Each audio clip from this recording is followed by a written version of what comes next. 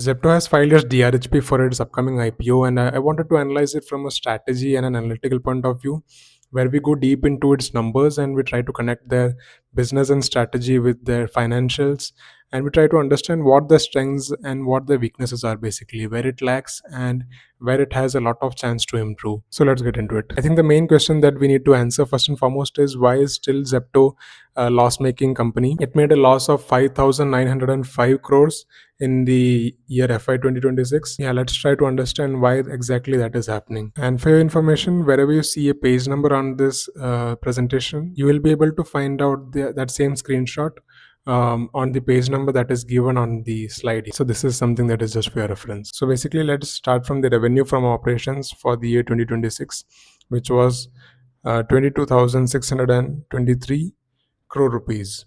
So that is a pretty huge number. We cannot understate that no matter what. Now let's look at the expenses. What are the major expenses for this kind of revenue? So you need to understand the Zepto's operating model, right? Like the business model. The main primary model is to purchase goods from other merchants and then basically sell them through Zepto. So let's see the cost of goods involved. If you see the purchase of traded goods, that came to around 18,484 crore rupees. Come at the value of the cost of the traded goods, you just need to add these two values, and you will get the cost of the traded goods here for Zepto, which is 18,198 crore rupees.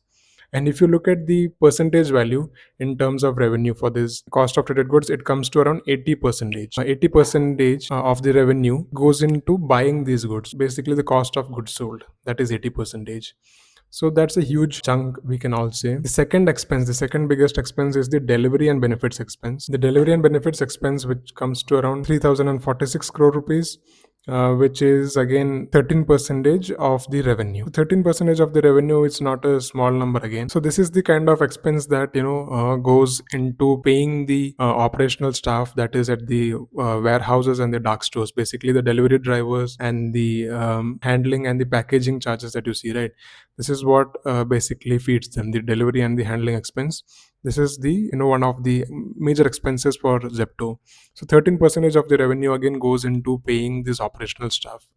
And then the final big expense that we see here is the employee and benefits expense. And employee benefits expense basically is the salaries that you pay to the regular staff. Employee benefits expense, and they have given a breakup for the employee benefits expense for all the years, all the last 3 years. You see salaries, wages and bonus, contribution to provident and other funds, gratuity expense, share based payment expense as well, and then staff welfare expense.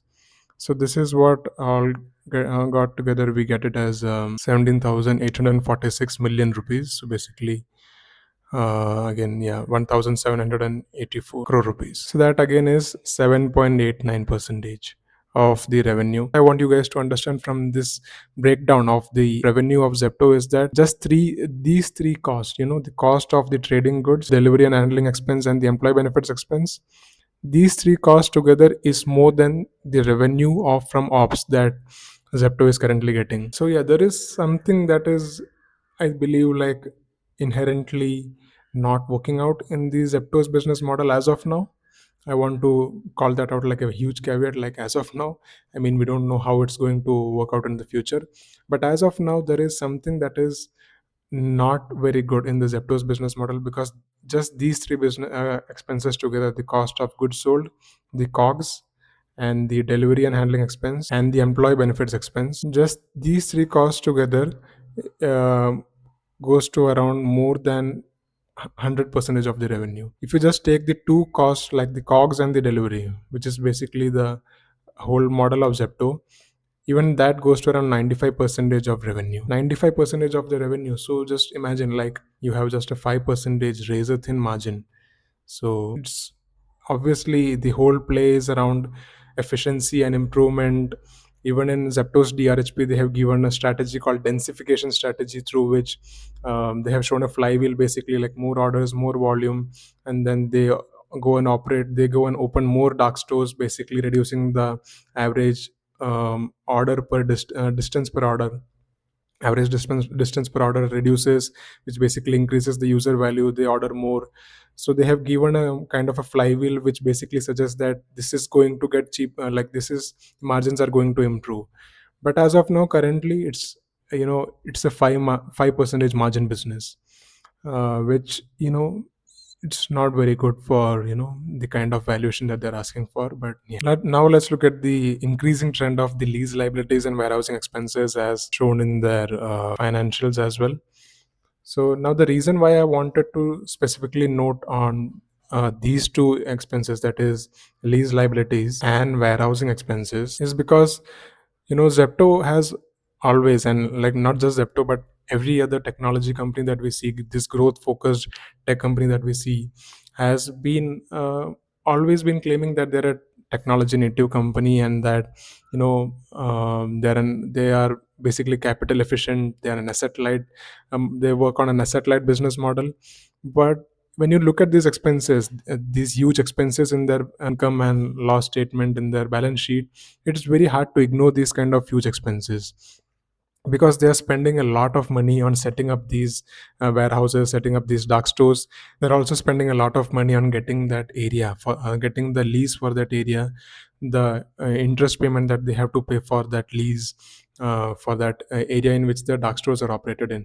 So these are huge expenses basically. Like, I'm just going to show you now, like how big of these expenses are and how they are increasing year on year over the trend. So let's go to page number 504 of the DRHP. Yeah. So this is the trend that they have shown for the 3 months ended from June 2023. Just zoom in here. Yeah. Now let me show you here the warehousing expenses. So warehousing expenses, you see, it started from June 30th of 2023 at 99 crore rupees, 995 million rupees, 99 crore rupees.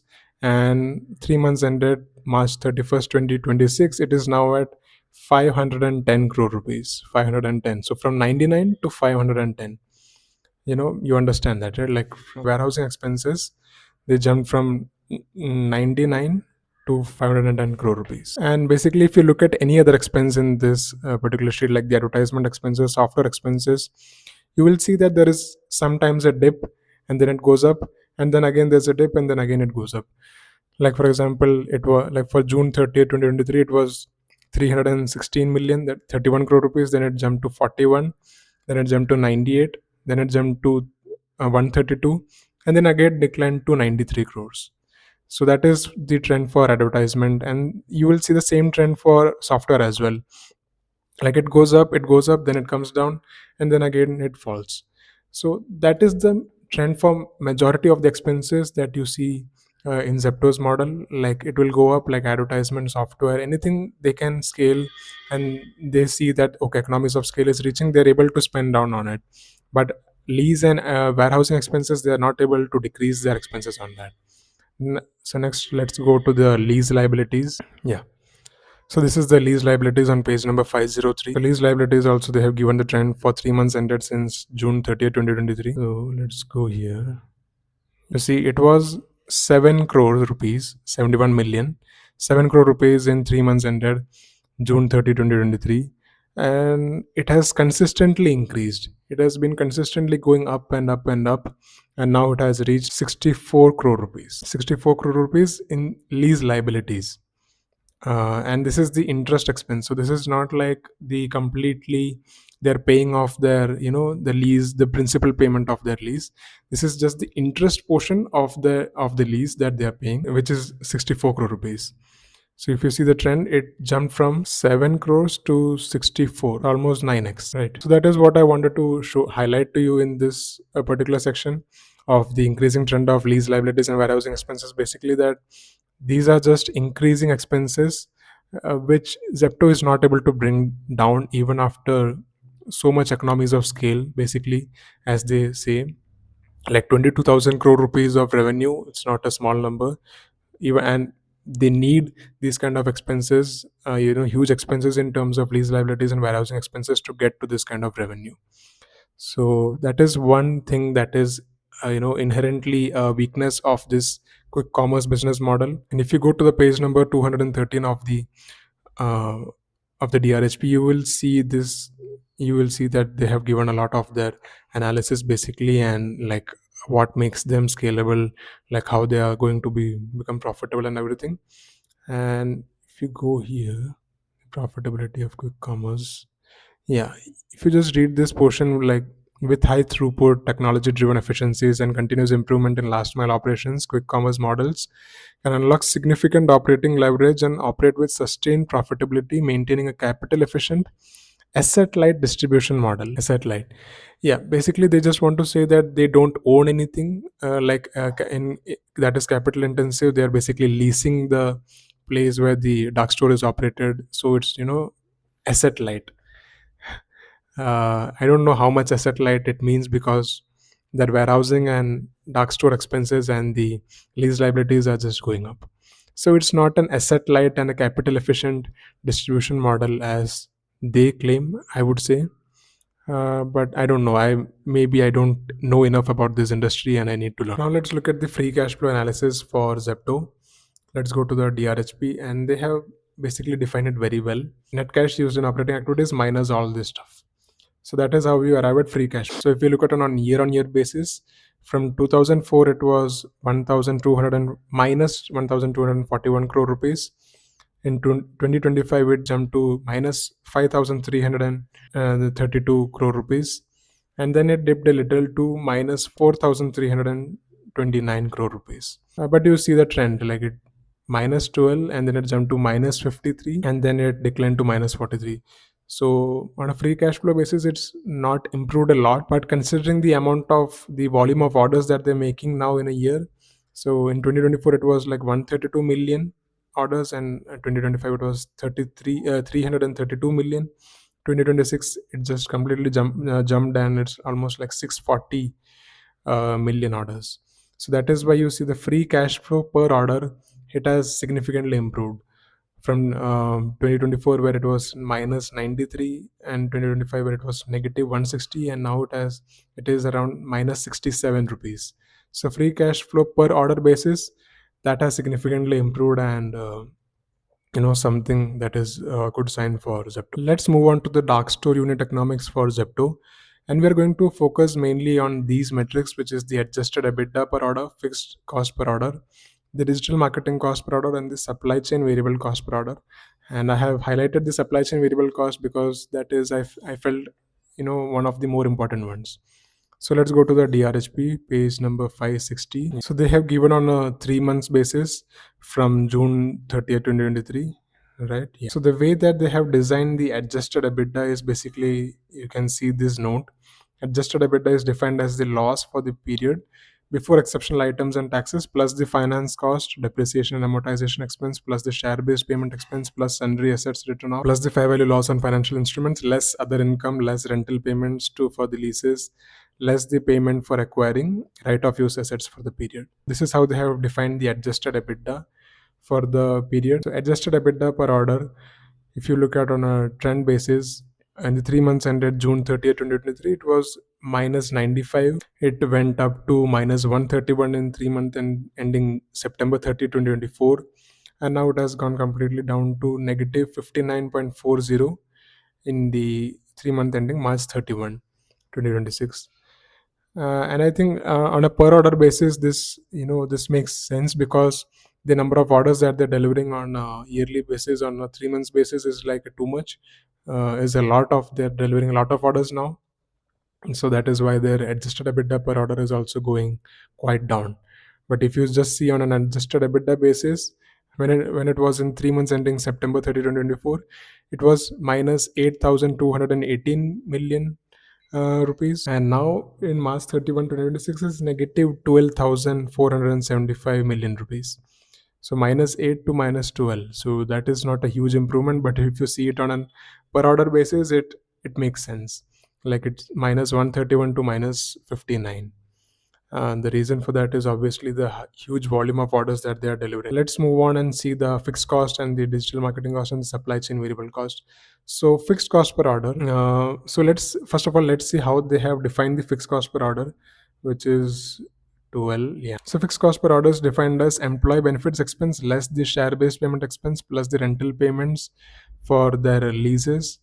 Um, plus the payment for acquiring right of use assets, plus the fixed portion of store and franchisee expenses, plus the fixed portion of the repair and maintenance, plus the warehousing expenses, including mid-mile transport, plus legal and professional fees, plus the payment to auditor, plus insurance charges, plus traveling and conveyance, plus the miscellaneous charges, everything, plus the membership and subscription. So they have added a lot of the items that they feel is fixed cost, and I think it is correct. So just to give you a conceptual understanding of fixed cost, basically whatever costs that don't increase with the number of orders that they're delivering per day, that is what a fixed cost per order means. Basically, if you're delivering 10 orders per day, or if you're making 10,000 orders per day, the fixed cost would still remain the same. And that is why the fixed cost per order, since they have absolutely crushed the numbers in terms of the number of orders that they're delivering,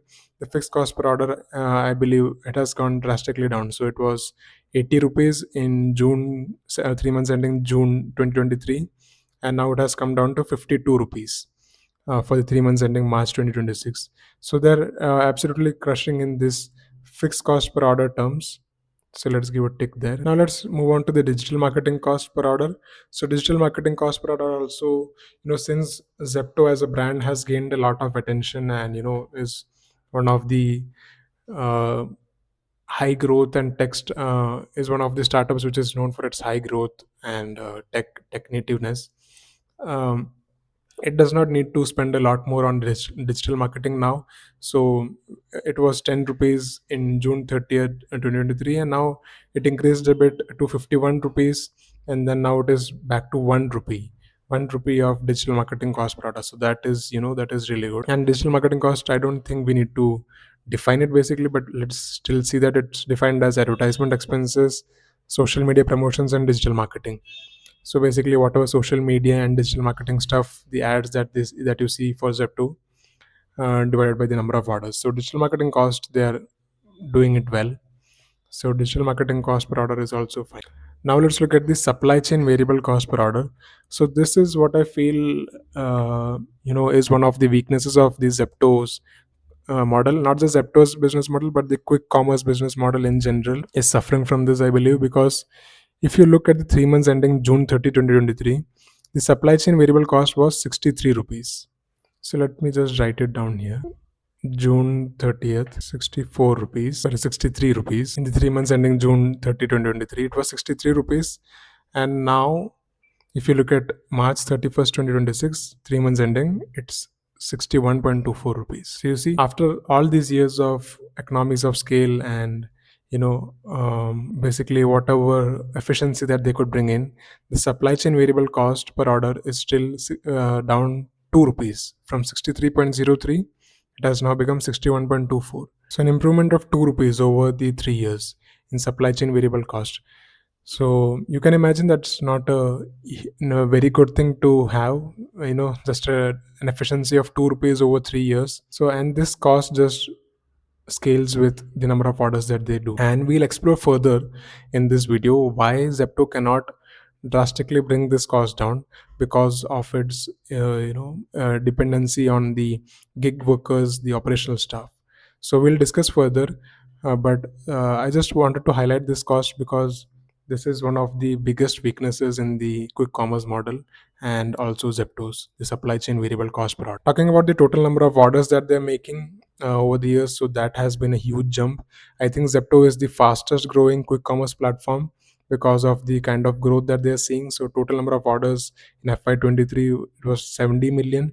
It jumped to 132 million in FY24 and 332 million, and from there it has jumped to 640 million orders in FY 2026.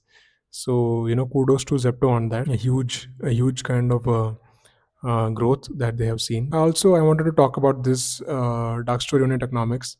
So there was this expense. So basically, what they have done is they have given the total cost per order as well, which is 127.79 rupees. The way that they have defined it is basically like this: total cost per order is defined as gross profit per order less adjusted EBITDA per order for the period.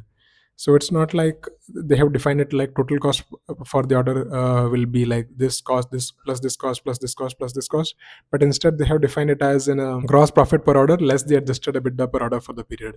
So, and when I compared it with the fixed cost per order, digital marketing cost, the supply chain variable cost, there was a still miscellaneous cost per order which was coming to around 13 rupees. So I don't know why they have defined it this way. Maybe this is the industry standard. Now let's talk about one of the biggest growth engines for Zepto, which is the advertisement revenue. If you open the Zepto platform and if you search for something, you would probably the first two things you might see are ads basically, and Zepto gets paid for each of those ads that you see. So Zepto makes money, a lot of money from that area as well. So if you see in FY 2024, it was 491 million rupees, and now it has jumped 33 times to FY 2026, where it is 16,357 crore rupees. So this is not a small number from any scale. And for quarter four FY 2026, which is 3 months ending March 2026, they already crossed 542 crore rupees. And if you see the advertisement revenue that they got in FY 2026 as a percentage of the revenue from ops, it's just 7%. So I believe that they have got a huge amount of growth in terms of the advertisement revenue and could be one of the biggest strengths for Zepto. Now let's look at the industry overview. I believe that we all know who the biggest competitors for Zepto are in this space, which is Instamart, Swiggy's Instamart, and Eternal's Blinkit. So these are the two major competitors, and Blinkit is actually the biggest player currently in quick commerce. Let's go to the DRHP and see 181. They have given a very nice table in on page number 181 of the DRHP, where they have analyzed it on a side by side basis. So if you see for Blinkit, for fiscal 2026, the total number of orders that they did was 916 million orders for Blinkit. For Instamart, it was 412 million orders, and for Zepto, it was 640 million orders. So Blinkit is definitely the biggest player in this category, and the orders per day is all in terms of orders per day. Also, obviously, Blinkit is the biggest. Now let's look at the adjusted EBITDA per order. Yeah, adjusted EBITDA per order 17. It is negative 78.75 for Zepto, negative 85.18 for Instamart, and negative 3.02 rupees for Blinkit in FY 2026. So definitely Blinkit is the winner in terms of the adjusted EBITDA per order, negative 3.02 rupees. So I think that's a huge win for Blinkit. So definitely in terms of the industry overview as well, I think Blinkit is the one who is completely winning. This is one of the important metrics that I wanted to highlight on from the first slide itself, which is the attrition rate. Let's go to page number 388 where it is defined. So they have given it very well actually. They have defined two kinds of employees. One is which the regular employees, and second is the operating staff, which is basically the kind of employees that they employ at their dark stores, their warehouses, and the delivery drivers, etc., etc. So the attrition rate for the regular staff, basically their who work in their corporate offices and everything, is just 15% as at March 31, 2026. So 15% is not a huge number. It's not a really good number either, but it's an okay number. But if you look at the attrition rate for their operating staff, it's at 90%. Yeah, attrition rate for operating staff is at 90%. So I think that this is one of the biggest worries in this industry, quick commerce industry, because nobody does this job for for an entire year or something. They just want to switch up to something else. They come for certain months, they switch, and then they come back, they go back again. So that is one of the biggest dependencies in this quick commerce industry, that the attrition rate is so high. It's 90% for the operating staff. And if we tie this attrition rate back to the delivery and the packaging expense that we saw in the earlier analysis that we did on the revenue, you will see that it's one of the biggest costs, right? Like delivery and handling expense is 13%. Almost 14% of their revenue goes into paying these operating staff and the workers. It's a huge source of expense. And again, the supply chain variable cost per order, this is also the delivery and the handling expense that we saw in the revenue. So I think it all comes together. Like even with the kind of economies of scale that Zepto has or any other company has, the supply chain variable cost, the delivery, and the handling expense, it just doesn't seem to go down. It just scales up with every increasing order. Coming to why the early investors are cashing out, I saw on the internet that there's a huge amount of buzz asking why the early investors are cashing out. Like, why are they even selling? If the earlier investors are selling out the shares of Zepto, then why should the retail investors who are the new ones, why should they buy the shares of Zepto from these old guys? Because they might be knowing something that we don't know. And yeah, that kind of makes sense. But if we look at the numbers they have given in the DRHP, if you go to the page number 148 of the DRHP, you will see the exact number of shares that the earlier investors are selling. So yeah, that's the exact same screenshot that I have here. So if you look at the percentage number of shares that each of these shareholders are selling, it's around 5 to 6 percentage. Around 5 to 6 percentage of the shares are what they're selling from their individual holding that they have currently of Zepto. So in terms of percentage basis, it's not a lot, but I don't know if I'm missing something. But I don't think that 5 to 6 percentage is a huge number. And even if you look at the shares that are being sold in OFS, like the total number of shares, the equity shares outstanding prior to the offer and assuming conversion of all outstanding preference shares, basically, there's a technical jargon basically that preference share is costing more than the equity share, and then they convert all their outstanding preference shares to equity shares, and based on that conversion, the number of total outstanding equity shares is this amount you see here, and the shares that are being sold in the OFS is this amount. So the percentage, if you look at the percentage wise, it's just 0.9 percentage. So less than 1 percentage of the shares are what is being sold as the offer for sale, that are being sold by the existing investors to the retail investors through the IPO. So less than 0.9 percentage. So again, I don't know if I'm missing something out, if I'm just talking something that I don't know, but this is my analysis lab. So, and then the proceeds of the fresh issue. So the if you see to the page number 148, it's again there. So gross proceeds of the fresh issue are 8,000 crore rupees. So they're going to raise 8,010 crore rupees through the fresh issue of the equity shares, and they have also given about how they're going to invest that amount over the next 3 to 4 years. They have also given a section where they have written that expenditure towards lease rental of existing dark stores. Basically, this is the amount that is being used by the IPO to pay the lease payment, the lease liabilities of the existing dark stores. So, this is kind of a red flag, I would say. Because whenever someone invests in an IPO, the person who invests through an IPO thinks that okay, this company is going to do more business, it's going to expand into future into more areas, and that is why they need the IPO. But here, one of the main reasons why they're raising this amount is to pay down the lease liabilities from their existing dark stores.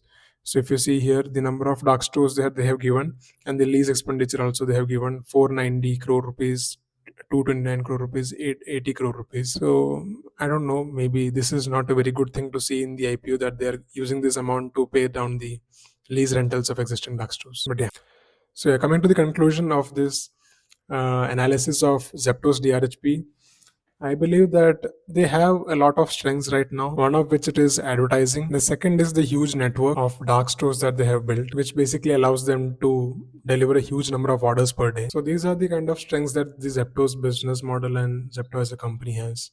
If you look at the weaknesses, I feel, yeah, there are quite a few, which is inherent to the quick commerce industry as well. For example, the high attrition rate, the supply chain variable cost, and then the leasing and the warehousing expenses. So I think Zepto has to navigate through all of these strengths and weaknesses, how it can play more on its strengths and try to minimize the areas where it has to, go through their weaknesses. But again, as I said, these are inherent challenges of the quick commerce industry, and Zepto has to find a way to cut through them to get to profitability. So that is my analysis of Zepto's updated draft red herring prospectus.